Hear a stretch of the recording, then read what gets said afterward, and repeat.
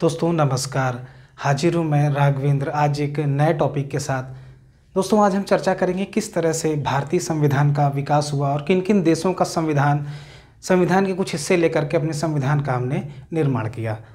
दोस्तों जैसा कि हम सभी जानते हैं कि लिखित संविधान हमें सबसे पहले अमेरिका की आज़ादी के साथ मिला और एक ऐसा लिखित संविधान जिसने एक सफल लोकतंत्र की गाथा भी गढ़ी और हमने आज़ादी के समय भी इस चीज़ को देखा और आज भी देख रहे हैं कि उस संविधान का कितना लाभ हम सभी और दुनिया को मिल रहा है। तो जब भारत देश हमारा आज़ाद हुआ तो उस समय सभी संविधान वेत्ता जो थे उनके सामने एक समस्या थी, आखिर संविधान को कैसे बनाएं, अपने संविधान को कैसे एक मूर्त रूप प्रदान करें जिससे कि हमारी लोकतंत्रात्मक व्यवस्था आगे बढ़ सके। ऐसे में लोकतंत्र से संबंधित और संविधान के निर्माण से संबंधित कई कार्य कई देशों द्वारा किए जा चुके थे और बहुत ज़्यादा नया करने के लिए हमारे पास नहीं था। तो ऐसे में हमने कई देशों के संविधान की मदद ली। तो आज हम उन्हीं देशों की चर्चा करेंगे। लगभग 10 मुख्य ऐसे देश हैं जिनसे हमने मदद ली अपने संविधान के निर्माण में। और ख़ास बात यह भी है कि 1935 का जो भारत शासन अधिनियम था उसका भी एक बड़ा हिस्सा, काफ़ी बड़ा हिस्सा जो हमारे संविधान का है वो उसी से लिया गया है। तो 1935 का भारत शासन अधिनियम और लगभग 10 और महत्वपूर्ण देश हैं जो कि हमारी लोकतंत्रात्मक व्यवस्था को चलाने के लिए जो संविधान बनाया गया उसमें महत्वपूर्ण भूमिका निभाई। तो आइए जानते हैं कि वो कौन कौन से देश हैं और 1935 भारत शासन अधिनियम से हमने क्या लिया और इसकी हम जानें कुछ महत्वपूर्ण बातें। तो सबसे पहले चर्चा करेंगे 1935 भारत शासन अधिनियम की।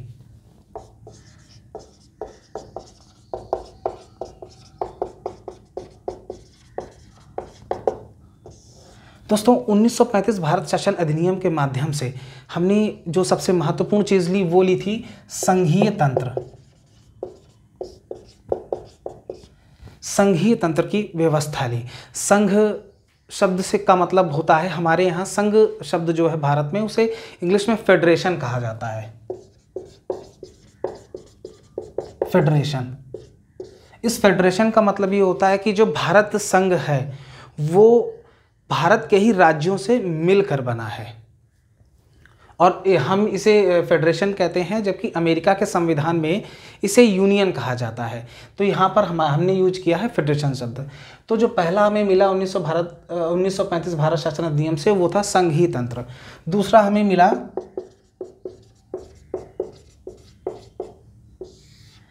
न्यायपालिका की जो व्यवस्था थी वो। तीसरा हमें मिला लोक सेवा आयोग।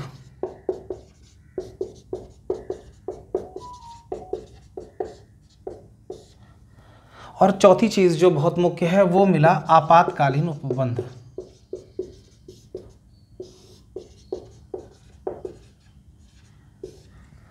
तो ये 4 मुख्य चीज़ें और कई भी जो कि भारत शासन अधिनियम का एक बहुत बड़ा हिस्सा हमने लिया हुआ है, बहुत ज़्यादा अनुच्छेद इससे लिए गए हैं, लेकिन ये मुख्य 4 ऐसे पॉइंट्स हैं जो हमने 1935 भारत शासन अधिनियम के माध्यम से लिए थे।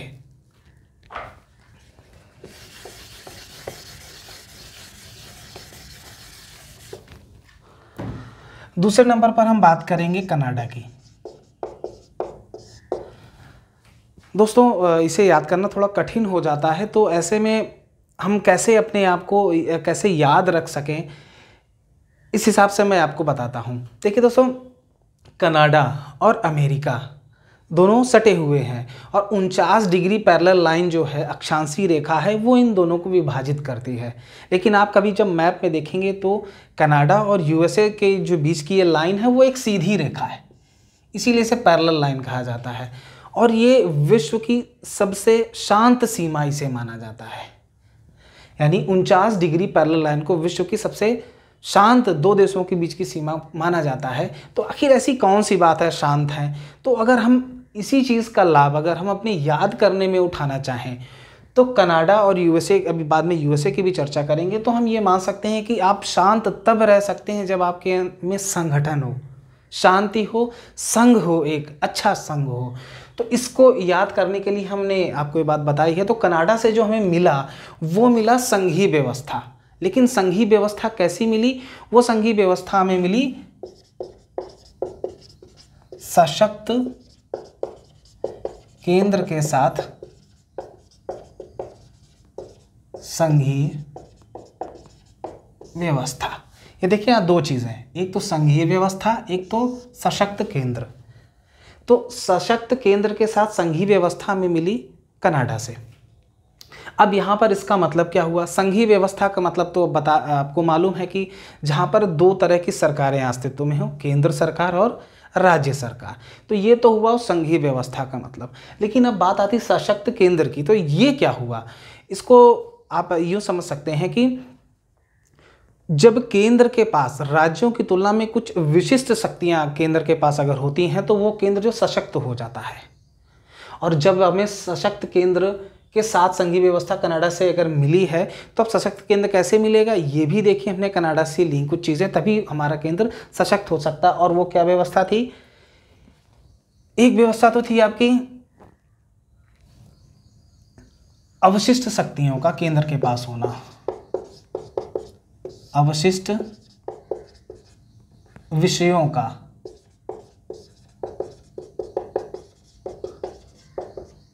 केंद्र के पास होना, पहली बात। दूसरी चीज हमें मिली कि राष्ट्रपति को राज्यपाल को केंद्र के द्वारा नियुक्त किया जाएगा, राज्यपाल को केंद्र के द्वारा नियुक्त किया जाएगा।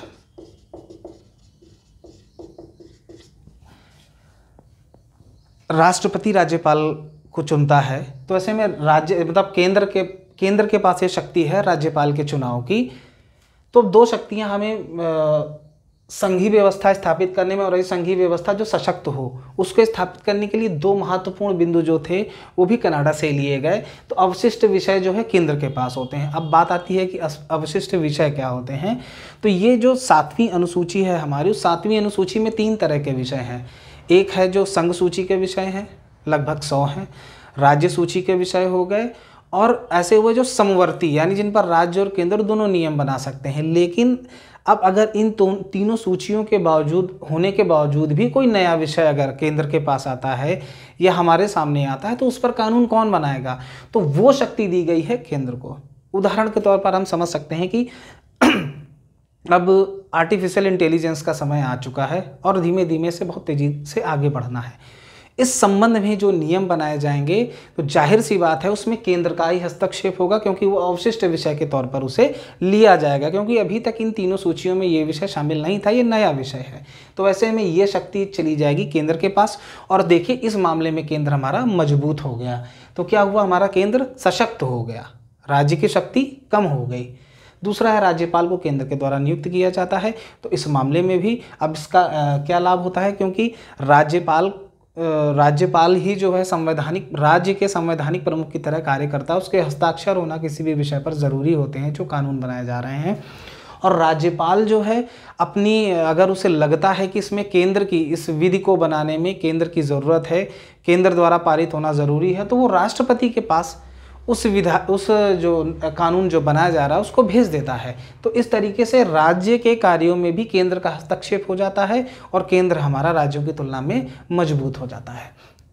तो कनाडा से हमें मिला सशक्त केंद्र का संघीय व्यवस्था, उसमें अवशिष्ट विषयों का केंद्र के पास होना, राज्यपाल को केंद्र के द्वारा नियुक्त किया जाना। तो हम कैसे याद कर सकते हैं कि कनाडा और यूएसए बहुत शांत हैं क्योंकि उनका संघ है। तो केंद्र के पास क्या हुआ? कनाडा से हमने क्या लिया? संघीय व्यवस्था को। अब बात करेंगे यूएसए की।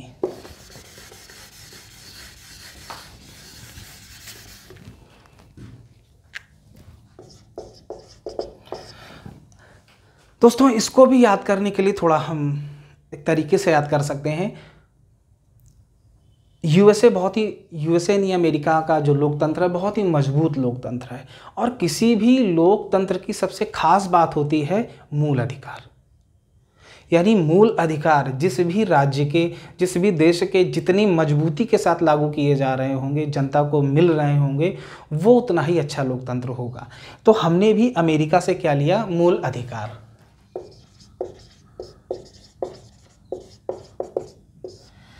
इसे ऐसे भी याद रख सकते हैं कि आ से अमेरिका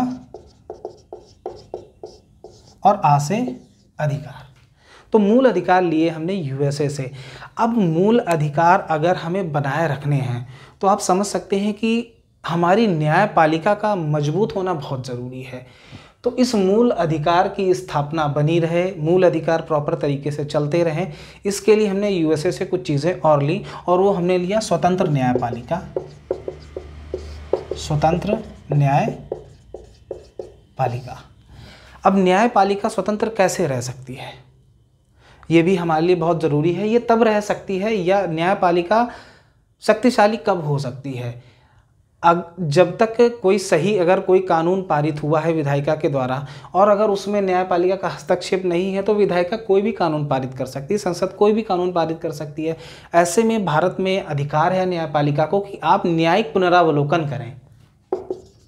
न्यायिक पुनरावलोकन यानी कि जो विधायिका या संसद के द्वारा जो भी कानून पारित हो रहे हैं, तो समय समय पर आप उसका न्यायिक पुनरावलोकन कर सकते हैं, चेक कर सकते हैं कि क्या इससे जो हमारे मूल अधिकार हैं, हमारे तंत्र के, हमारे जो लोगों के लोकतंत्र हैं, लोकतंत्र के जो मूल अधिकार हैं, जो शक्तियां हैं, कहीं वो बाधित तो नहीं हो रही हैं। तो न्यायिक पुनरावलोकन के माध्यम से न्यायपालिका इसको लागू करवाती है, इसको चेक करती है, और न्यायपालिका स्वतंत्र भी है हमारी। तो ये दोनों चीज़, अब स्वतंत्र न्यायपालिका के लिए में न्यायिक पुनरावलोकन को होना बहुत ज़रूरी था।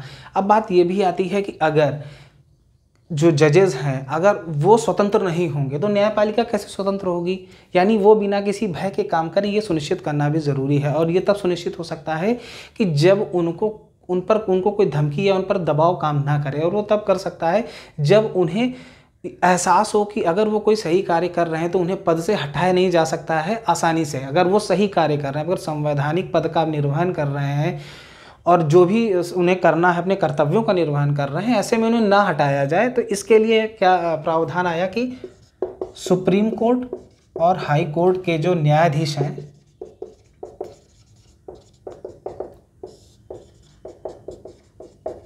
को पद से हटाना, ये प्रक्रिया भी कहाँ से ली गई, यूएसए के द्वारा। तो हमें यूएसए के द्वारा हमने क्या लिया, मूल अधिकार। मूल अधिकार को संरक्षित करने के लिए चाहिए हमें स्वतंत्र न्यायपालिका। स्वतंत्र न्यायपालिका स्वतंत्र तब हो सकती है जब वो न्यायिक पुनरावलोकन कर सके, यानी जो भी विधायिका द्वारा कानून बनाए जा रहे हैं उन्हें चेक कर सके, और साथ ही न्यायाधीश जो हैं उनको पद से हटाने की कठिन प्रक्रिया, ऐसी प्रक्रिया होनी चाहिए कि हर समय उन्हें बाधित ना किया जा सके। इसीलिए सुप्रीम कोर्ट और हाई कोर्ट के जो न्यायाधीश होते हैं उनको हटाने के लिए संसद के दोनों सदनों में 2/3 बहुमत से उसे पास कराया जाता है। तो ये चीज़ें, 4 चीज़ें हमारी हमने यूएसए से ली, और यूएसए से ही हमने लिया राष्ट्रपति का महाभियोग।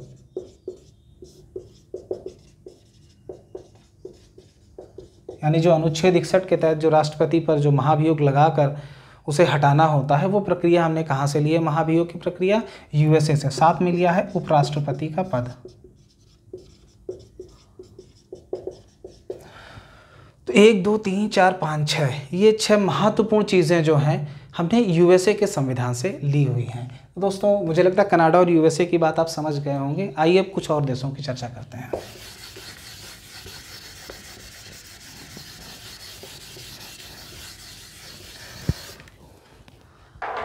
अब चर्चा करेंगे ब्रिटेन की। ब्रिटेन यानी यूके।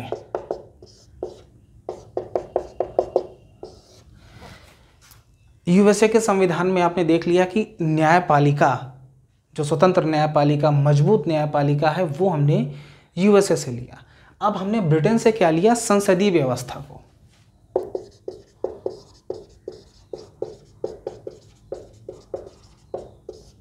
संसदीय व्यवस्था, इसे वेस्टमिंस्टर मॉडल भी कहा जाता है।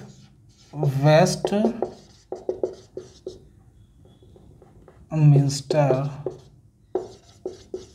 मॉडल। वेस्टमिंस्टर मॉडल इसलिए कहा जाता है क्योंकि यूके के लंदन में जो वेस्टमिंस्टर है, यहीं पर इनकी जो संसद होती है और वो लगती है। तो वहाँ का जो मॉडल है वही हमने संसदीय व्यवस्था में लिया अपनी। अब ये तो हो गई एक छोटी सी बात की, ये संसदीय व्यवस्था हमने ली, पर अब वेस्टमिंस्टर मॉडल क्या है, हमने क्या क्या चीज़ें वहाँ की संसदीय व्यवस्था से ली हैं। तो सबसे पहली बात हो गई द्विसदनात्मक व्यवस्था, यानी हमारी लोकसभा राज्यसभा 2 सदन है, तो ये द्विसदनात्मक व्यवस्था हमने ब्रिटेन से ली है। दूसरा, संसदीय विशेषाधिकार।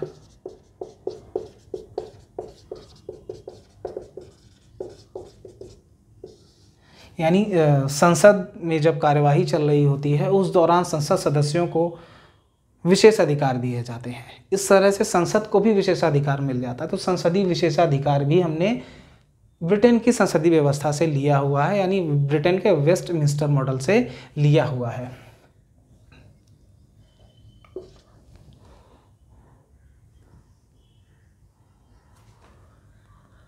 दूसरा हो गया, तीसरा हो गया मंत्रिमंडलीय व्यवस्था।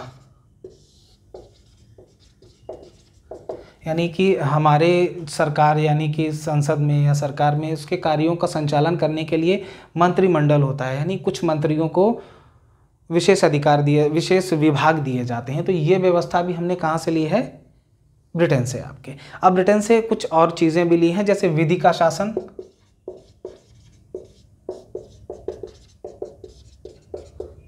एकल नागरिकता, विधि का शासन। अनुच्छेद 14 में हम कहते हैं ना कि विधि के समक्ष समानता। अनुच्छेद 14 यही कहता है ना, विधि के समक्ष समता या समानता। तो ये हुआ विधि का शासन, ये हमने लिया है ब्रिटेन के शासन से, ब्रिटेन के संविधान से। फिर हुई एकल नागरिकता। जैसे कि इसको हम समझ लेते हैं कि अमेरिका में दोहरी नागरिकता है। यही उनके संघ और हमारे संघ का सबसे बड़ा फर्क है। हमारे संघ की जो व्यवस्था है उसमें एकल नागरिकता है, यानी कि हमारी राज्य की कोई नागरिकता नहीं, हमारी सिर्फ देश की नागरिकता होती है। जबकि यूएसए में दोहरी नागरिकता है, राज्य की नागरिकता अलग है और केंद्र की नागरिकता यानी यूएसए की नागरिकता अलग है। तो ये हो गई हमारी एकल नागरिकता, और जो कि हमने ली है यूके के संविधान से।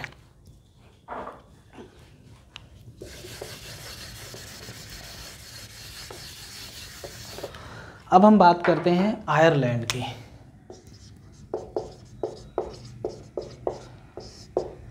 इसको याद रखने के लिए आप RN 3 RN आप अगर याद कर लेते हैं तो याद हो जाएगा। पहले RN से है राज्य के नीति निर्देशक तत्व, राज्य के नीति निदेशक तत्व यानी कि DPSP। तो राज्य के नीति निर्देशक तत्व भी हमने कहाँ से लिए? आयरलैंड से। RN से मतलब राज्य के नीति निर्देशक, ये RN हुआ राष्ट्रपति के निर्वाचन की प्रक्रिया।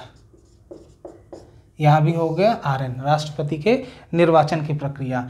यहाँ पर है राज्यसभा सदस्यों का नामांकन, राज्यसभा सदस्यों का नामांकन। ये भी हमने कहाँ से लिया?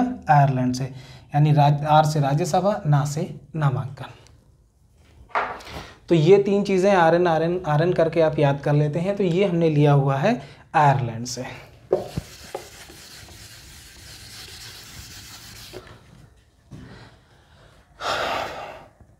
अब हम बात करते हैं दक्षिण अफ्रीका की।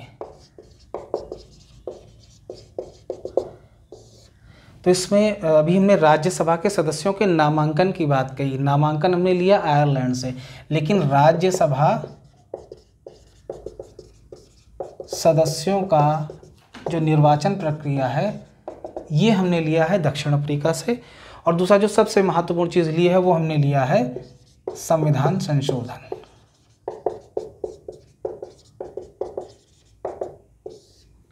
कहाँ से लिया है? संविधान संशोधन दक्षिण अफ्रीका से। संविधान संशोधन पर भी अक्सर प्रश्न पूछा जाता है।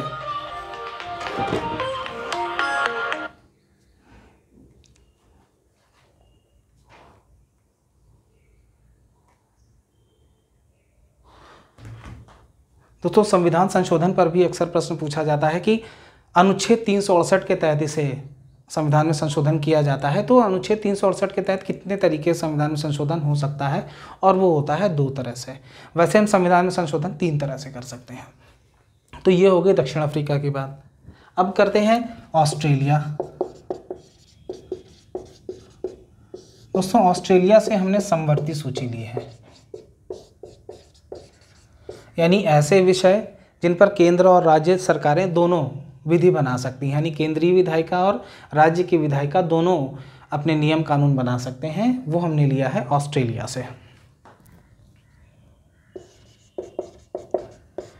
जापान से हमने लिया विधि द्वारा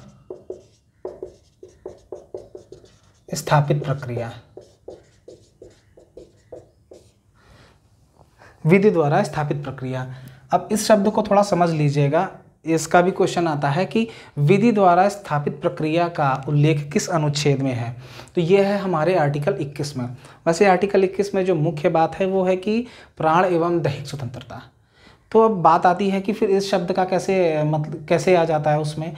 वो आ जाता है कि अगर आपकी प्राण एवं दैहिक स्वतंत्रता को अगर छीनना है, कम करना है, तो वो आप विधि द्वारा स्थापित प्रक्रिया के तहत ही करेंगे। यानी हमारी मूल अधिकारों के संरक्षण के लिए हमें इतनी शक्तियां दी गई हैं कि अगर आपको ऐसा कुछ करना है तो विधि द्वारा स्थापित प्रक्रिया के तहत कर सकते हैं, बाकी उसे नहीं किया जा सकता है। इसका एग्जाम्पल भी आप ले सकते हैं कि जैसे अनुच्छेद 22 में निवारक निरोध कानून है, यानी किसी टाडा पोटा आपने शब्द सुने होंगे, तो ऐसे में ना किसी व्यक्ति को घर में ही निरुद्ध कर लिया जाता है, यानी उसकी दैहिक स्वतंत्रता छीन ली जाती है, कम कर दी जाती है।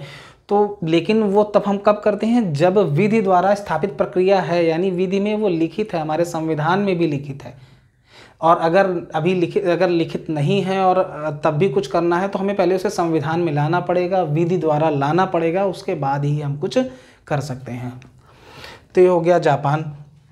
फ्रांस से हमने दोस्तों लिया है गणतंत्रात्मक व्यवस्था।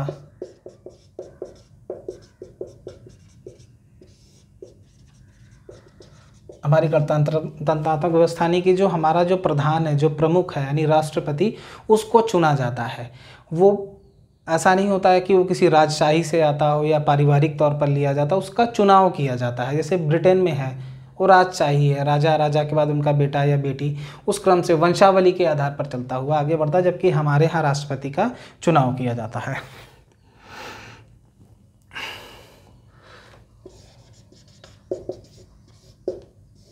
अब बात करते हैं जर्मनी की।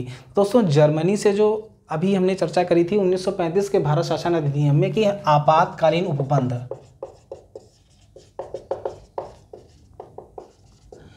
ये 1935 के भारत शासन अधिनियम से हमने लिए हुए हैं। कई बार लोग कंफ्यूज कर जाते हैं, वो जर्मनी से ही आपातकालीन उपबंध लगा देते हैं, लेकिन जर्मनी से हमने लिया है कि आपातकाल के समय जो मूल अधिकारों से वंचित किया जाता है, आपातकाल के समय जो मूल अधिकारों को बाधित करते हैं, कमी की जाती है, या जो प्रभावित होते हैं मूल अधिकार आपातकाल के समय। जब आपातकाल लगता है तो कई बार ऐसी स्थिति आ जाती है कि घर के बाहर नहीं निकलने दिया जाता है, दुकानें बंद हो जाती हैं, तो हमारी प्राण एवं दैहिक स्वतंत्रता बाधित होने लगती है।